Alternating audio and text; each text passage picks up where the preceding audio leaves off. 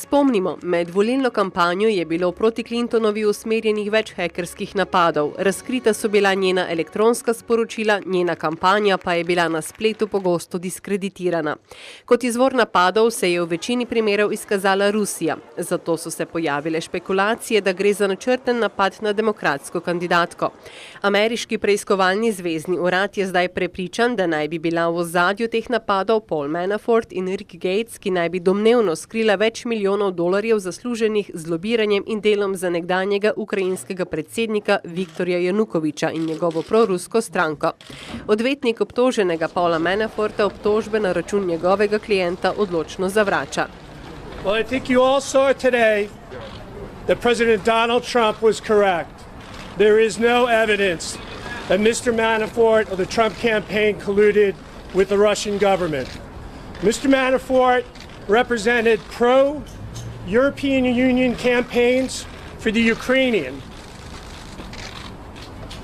And in that, he was seeking to further democracy and to help the Ukraine come closer to the United States and the EU. Those activities ended in 2014, over 2 years before Mr. Manafort served in the Trump campaign. Da Manafortovo delovanje v Ukrajini in ruski napadi na Hillary Clinton nikakor niso povezani, je na Twitterju čivknil tudi ameriški predsednik in opozoril, da bi bilo pozornost preiskovalcev potrebno usmeriti drugam. Da se je zvezni preiskovalni urad spravil na napačnega, je sporočila tudi predstavnica Bele hiše za stike z javnostmi. Tudi ona je s prstom pokazala na Hillary Clinton.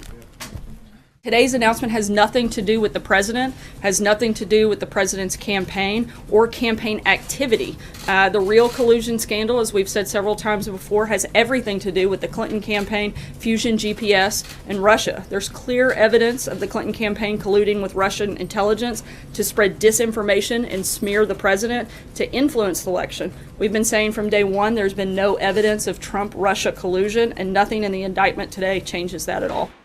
Toda ameriškega predsednika bremeni tudi priznanje enega izmed zunanje političnih svetovalcev Trumpove predsedniške kampanje Georgea Papadopoulosa.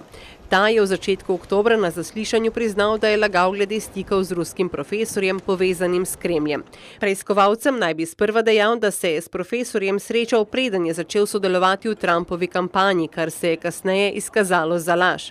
Papadopoulos se je s profesorjem sicer srečal glede informacij, ki bi lahko škodile Hillary Clinton. Bela hiša se sicer od dejanj nekdanjega svetovalca ograjuje. The only interaction I'm aware of that deals with this individual was him reaching out and being repeatedly denied. So that's all I can tell you is he asked to do things, he was basically pushed back or not responded to in any way. So any actions that he took would have been on his own, and you'd have to ask him about those because I can't answer. Medtem, ko se razkrivajo umazane podrobnosti ameriške predvolilne kampanje, pa nekdanja predsedniška kandidatka Hillary Clinton prav v teh dneh predstavlja svojo knjigo z naslovom Kaj se je zgodilo. I have a great chapter about Russia in here. Zadnja poročila Zveznega preiskovalnega urada in obtožbe na račun ameriškega predsednika so še dodatno oklestile priljubljenost Donalda Trumpa, ki je na dobri poti, da postane najmanj priljubljen ameriški predsednik v vsej zgodovini Združenih držav Amerike.